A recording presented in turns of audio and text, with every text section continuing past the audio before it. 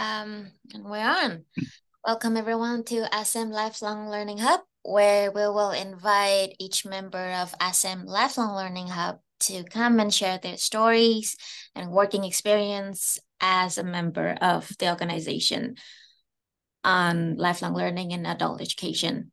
The purpose of this podcast is to let you, the audience, to have a more in-depth look into our organization.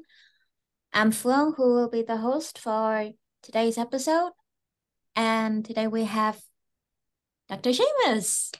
Dr. Seamus, who is a really special guest because he's not a member of any research networks, but he is in fact the chair of ASEM Lifelong Learning Hub. So, Dr. Seamus, welcome on board. Do you want Thank to you. Go on. introduce yourself? Yeah, I'm Seamus O Tuama. I'm chair of the ASEM Lifelong Learning Hub. And the ASEM Lifelong Learning Hub is supported by the Government of Ireland, hosted in Ireland through the support of the Government of Ireland through the DFERIS, which is the Department Ministry for Higher and Further Education, Research and Innovation, and Foreign Affairs.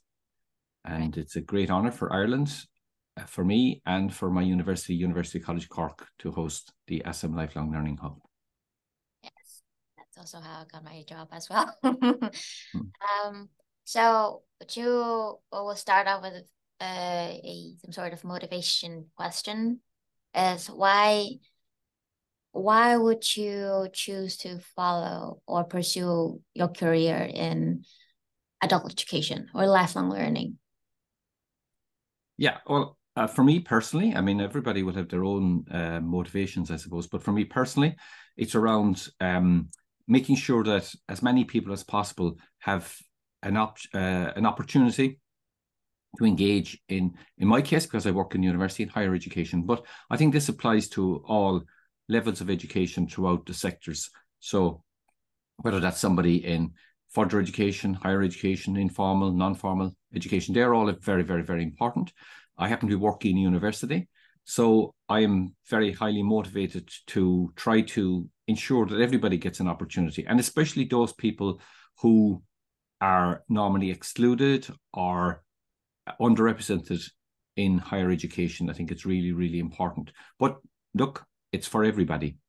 University education should be for everybody who has an ambition to pursue higher level education. And I have to agree that after working a while with ASEM Lifelong Learning Hub, I do realize that it is an organization where it really provides a foundation, a foundation or like policy type of recommendations to make sure that every single one will have educations and not just as you know, we've 7 research networks, and each research network, I suppose, pursues the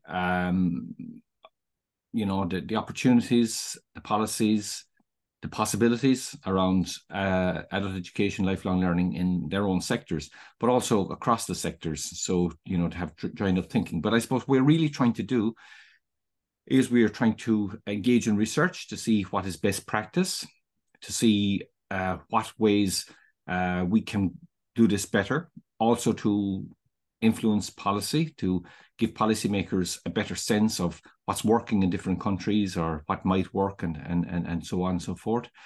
Because policymakers are trying to do the same thing that we're trying to do, really. They're trying to create opportunities, and we can provide them with research, data, and studies and so on and so forth that can help them in doing that.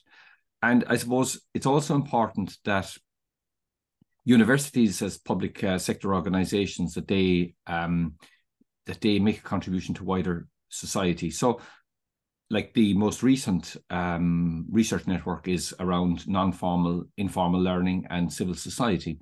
So non-formal and informal learning and civil society organizations have a critical role in creating an ecosystem which enables all learners, including adult learners, to engage in education. And I was in Southeast Asia last year at the end of 2022, and I was really blown away by some of the incredible projects that are happening in Southeast Asia. And I think Europe can learn quite a lot from those projects. And I think we need to understand better what's happening. We need to acknowledge more the contribution that non-formal and informal learning are making, and civil society organizations who can play critical roles in terms of reaching the hard to reach, creating opportunities for people who normally would not engage with the more formal educational processes. And through that process, maybe they will later on.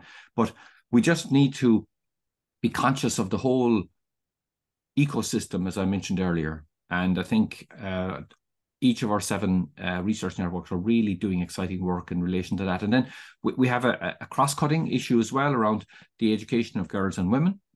And this is really, really important. And I'm hoping that we will get a little bit more energy into that. And at our meeting earlier this week, we spoke about that.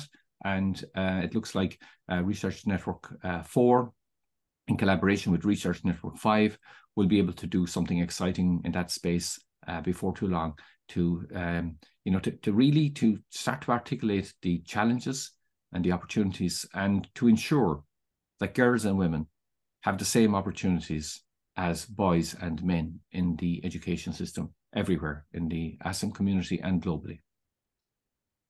So that was a really, really detailed and in-depth description of each of our research networks. That's actually really, really great. The common thing that I realized throughout the whole 7 research networks is that there are a lot of variables. I mean, all of them doing researches, but all of those researches are about something that can be changed quite fast. The development can evolve through times. So I was just wondering, because you must have been a researcher previously as well, and you probably know how hard it is to do research on any subject, actually. So how would you, I would ask, how would you keep up to date with the changing, with the variables about adult education? Yeah, you're absolutely right. We're in a very rapidly changing world, and we're in a world which has a lot of very, very, very major challenges. So we're dealing with climate change. We're dealing with high levels of migration. We're dealing with huge issues around security. We had a pandemic, which we're just emerging from. And all of these are what we call global challenges, but also in terms of how we see and do things. There's been a huge amount of talk in the last year or so about artificial intelligence. Of course, it's been around a bit longer than that, and people have been talking about it a bit longer than that, but it suddenly became something that's kind of hit the mainstream, and people in the mainstream are talking about it, and people suddenly realize that this is a real thing. And of course, all of these things are challenges, but they're also opportunities. And this is really where lifelong learning is critically important in terms of assisting people, giving people the tools, the critiques, the analytical skills, the understandings to address all of these challenges. Because as a global community, we have to address these things together. No one country, no matter how big or powerful it is, can deal with everything on its own. It needs its neighbours, and this needs to be done in a collegial and cooperative way. And that's a big challenge.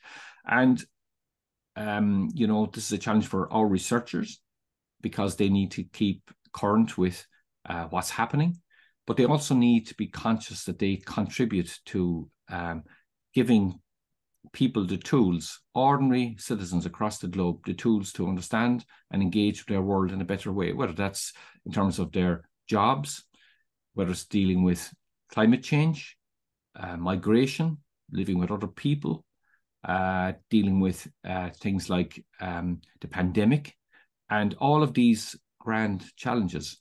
People can deal with them better once they can understand the situations better and once they can engage in a rational and informed way. And that's really a critical part of lifelong learning, because every one of us are constantly learning.